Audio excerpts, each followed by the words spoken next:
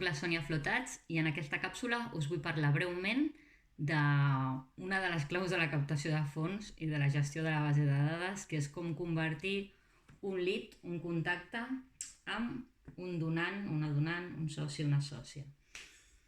Aquí no és fàcil això i no tinc una fórmula màgica, però sí que potser algunes estratègies. Val?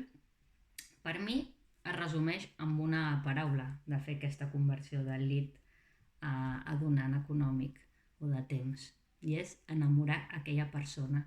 És a dir, aquella persona ha entrat a la nostra base de dades, vés a saber per què, ho hem de tenir claríssim quan hem fet tot el tema de la captació dels leads.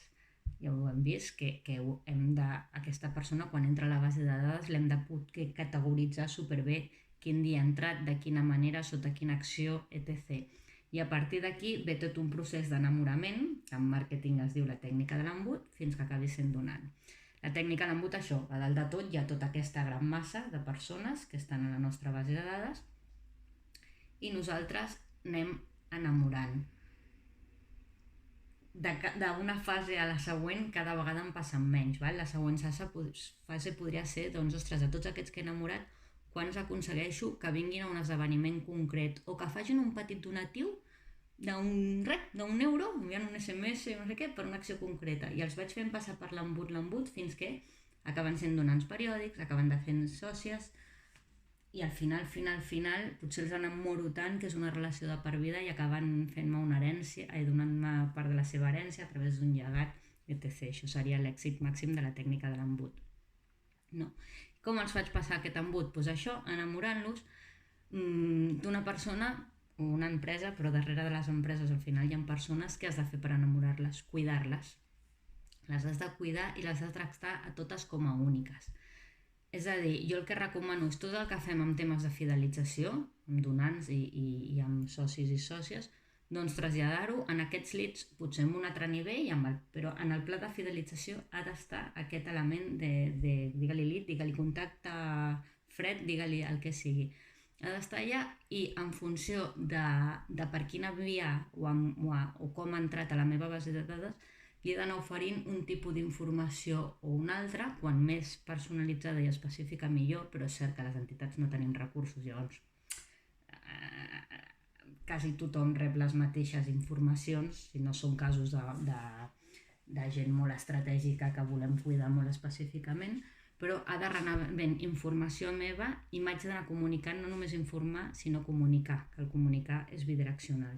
És a dir, no s'ha de perdre res del que fa la meva entitat, val? He d'explicar a través de casos concrets, la gent necessitem casos concrets, a través de, naturalment, rendició de comptes, memòria o de campanyes concretes que encara que no hagi col·laborat amb aquella campanya, però explicar-li com li ha anat, coses bones i coses dolentes. També és molt interessant explicar a la gent amb què ens equivoquem o què podem millorar, i és anar comunicant i sempre, que això és molt important per convertir leads en donants, és demanar de manera més elegant, menys elegant, sempre feu elegantment, però hi ha moments i moments, però sempre demanar.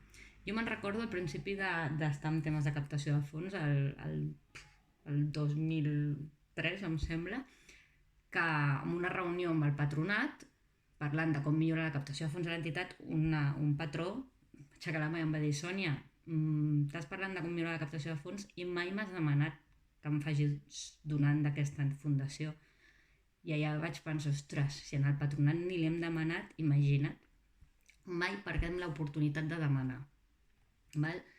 I el que deia, comunicar-nos, no només informar, sinó que aquesta gent de tant en tant se'ls ha de trucar o se'ls ha d'enviar un mail semipersonalitzat demanant-li la seva opinió, perquè quan la gent ens sentim interpel·lades o preguntades o això, que no només som ahir un contacte, sinó que ens interessa saber el que pensa, és quan diem, ostres, potser aquesta gent val la pena, donar-los opcions de col·laborar, no només demanar-los diners, podem demanar voluntariat, podem demanar recursos materials, sí, això, voluntariat, recursos amb els seus serveis, amb el que sàpiguen fer, accions molt fàcils i molt concretes i específiques. I així els anirem enamorant fins que no podran evitar estar in love amb la nostra organització i fer-se socis i donants, i després ja entren al pla de fidelització i seguim caminant. Gràcies.